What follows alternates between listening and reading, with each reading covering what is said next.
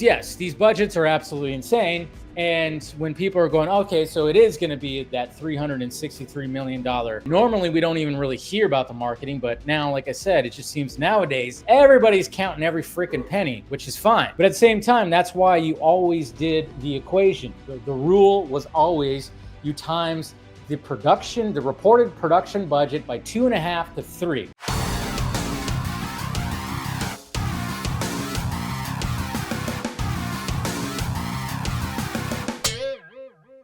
The Superman budget. That's right. The Superman budget, which of course is being heavily talked about. Superman is just being put under a microscope. It is being put under everybody's just looking at every little nook and cranny.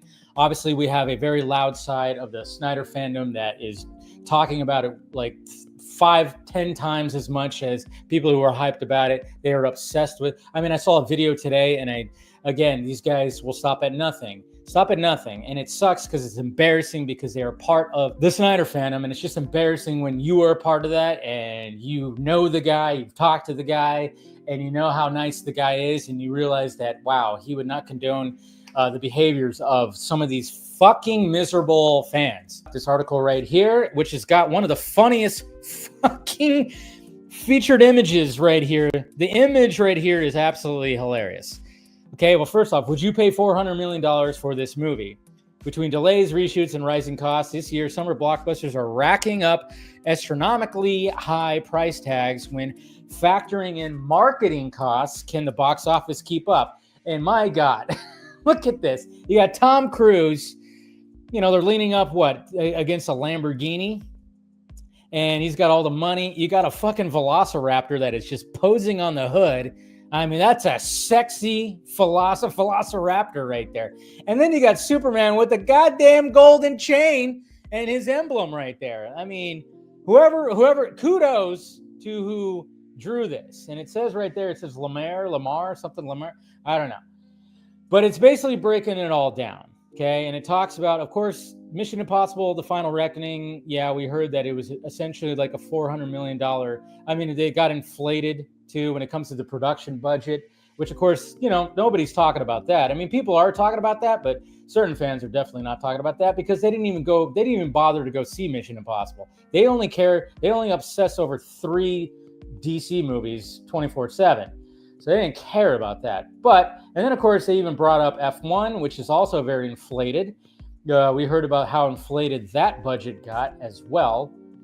And yeah, there's a lot of things. They talk about COVID and they compare it to a lot of other things as well. I mean, they even say right here, turning the list of the most expensive films, Final Reckoning would come behind 2015's The Force Awakens, $447 million. That's with marketing. Again, they're adding marketing to all this. We normally don't talk about that. We don't talk about actually adding the marketing budget. We just hear about the production budget and then that's it. And then we know the rule, which I'll talk about in a little bit. We know the rule about what it needs to make to break even and start making profits. And then even Jurassic World Fallen Kingdom, $432 million, which is interesting. And these are movies that came out 10 years ago, 7 years ago. It's like always been a factor. So right here, we got this paragraph that says, last year, documents filed by Superman production team with the Ohio government seeking incentives listed the gross budget of the highly anticipated July film as $363.8 million. What that number was, reported director James Gunn, who runs DC Studios, lambasted the article. How in the world do they think they know what our budget is? He wrote on social media, in recent days, DC suggested that the budget is a net $225 million after incentives and tax breaks. So we got to remember that every movie tries to get those incentives and get those tax breaks. That's the way the business works. Yet one longtime financer says the $363 million figure isn't incorrect. And sources say DC and its parent could spend as much as $200 million on the global marketing campaign compared with the usual $150 million for an all-audience summer tentpole. It wouldn't be a surprise since Superman kicks off the Gunn era and needs to work at the box office. Either way, between the production, budget, and marketing, it's certain to land in the $400 million club. So, of course, we got all that. And then, according to a veteran studio source, Superman, which opens up on July 11th, is exploding on social media, which it definitely is, with the first full trailer raking in all those stuff and everything like that. And I said, there's no way to defend these budgets. I agree with that. Because when you get into the $700 million and $900 million break-even point in regards to the box office and ancillary revenue, it doesn't make any sense. Yeah, these budgets are being crazy. Here's another thing that nobody's talking about too, especially when I see a bunch of these, diehard DC fans who want Superman to crash and burn and really want Jurassic World to actually be the, obviously they want that and Fantastic Four to, of course, defeat it. Jurassic World Rebirth opens 9 days earlier during the 4th of July corridor. The film features an entirely new cast and blah, blah, blah. Sources confirm to net $180 million when it comes to their budget. Either way, that's still a sizable chunk when factoring in marketing. Others dispute the net price tag of $180 million and say total cost could still come in between $330 million and $400 million when including marketing. And I don't know if it's actually going to meet that. I would say it would be more on the lower end of 330, because Jurassic World Rebirth budget has not been that crazy, or the marketing has not been that crazy. Let's face it.